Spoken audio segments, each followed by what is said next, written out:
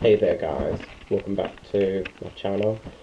Um, I'm trying different camera angles because I think my last two videos were not the best quality. Um, so if the angle's worse, I'm working on it. um, so today is going to be um, a little bit more serious than my other random videos.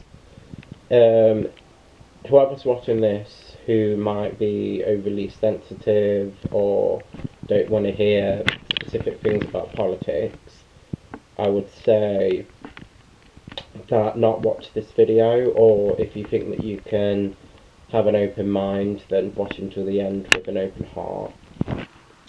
So, I basically wanted to talk about specific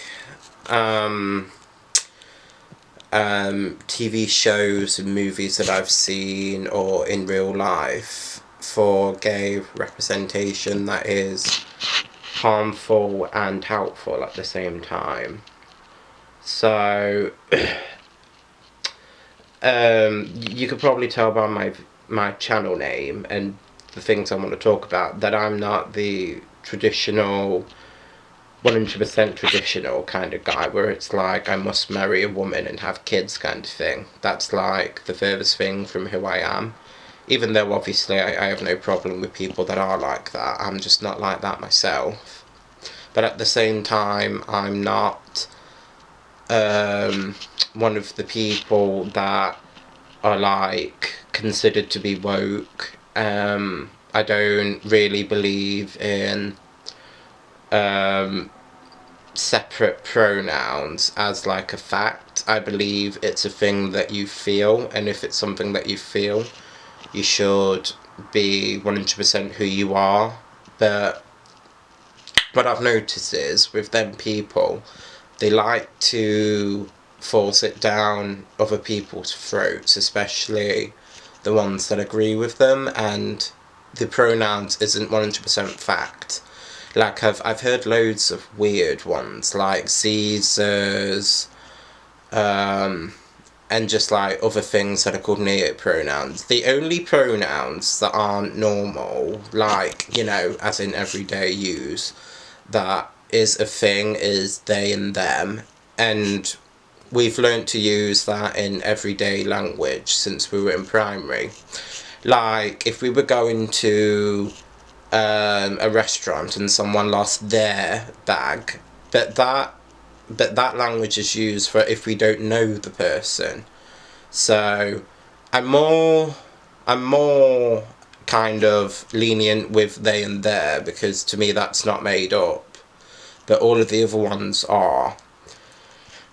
And my attitude is, if you're not forcing everyone to accept this as a thing in like modern language or even old language, and if you're just kind of accepting that it's your own made up thing, and you've got other people who kind of agree with you but then also say it's made up, then I would have no issues. My issue is that it's forced upon people that don't agree with it or outside of the pronoun community that are alternative. So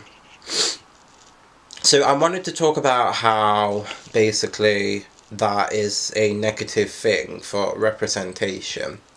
I know that might sound weird because a lot of the LGBT community of today say that being that is inclusive.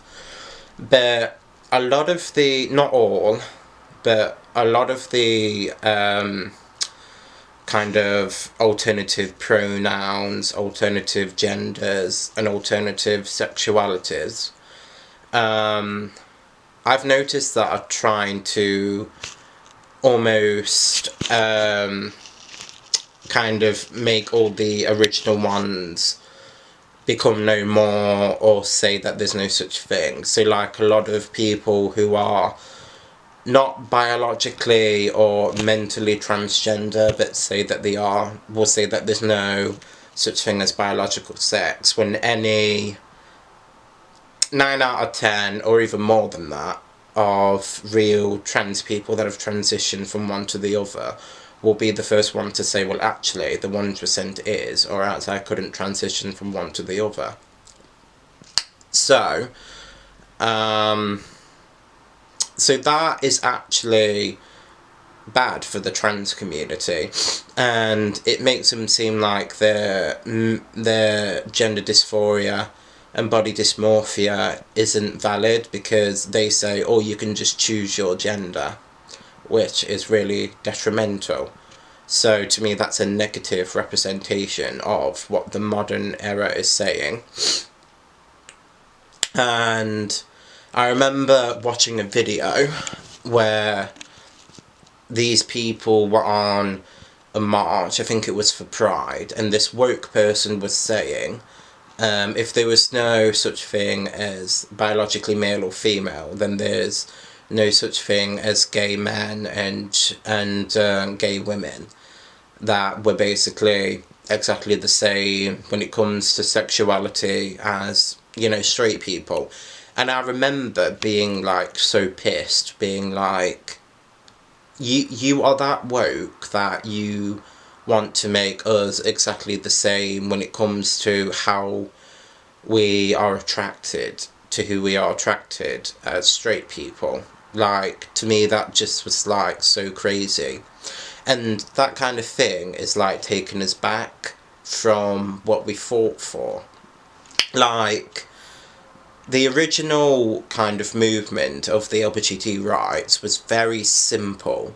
We didn't make up lies. We didn't make out that we're more special than like the straight community. We just said we're just like you, and we don't deserve to be things like harassed, beat up, and we are allowed, and we should be allowed the same rights as you. So that's basically what is a positive representation of basically saying we're on the same level as the straights. We are exactly the same when it comes to how we're viewed as the public, as straight people, and we should have the same rights. And at the minute in England, we pretty much have every right as the straight crowd. I think some places are different, so I'm probably talking specifically with Nottingham and that kind of area. So yeah, this might seem a bit more of a rant, but I just wanted to get that off my chest. So basically, in conclusion, there are things that the modern LGBT community will say that actually takes the community back when you think much more into it, and I think that that's really detrimental to the work that the past LGBT people have tried to get. So I want to say that if you are a non-binary, gender fluid, or if you use neopronouns, but you're just living your life and you know that it's just a you thing and your friends that feel the same thing, and that it's not thing rooted in in science, and you don't force people to kind of make up a new language, then you should 100% be who you are, and I 100% encourage that. So I hope that you guys enjoyed this video, and I hope that you have a lovely day. So if you obviously can relate to this video, I'd love to hear your comments down below if you've had a similar experience to me. And obviously if you like this video, give it a like and subscribe, and I'll see you next time.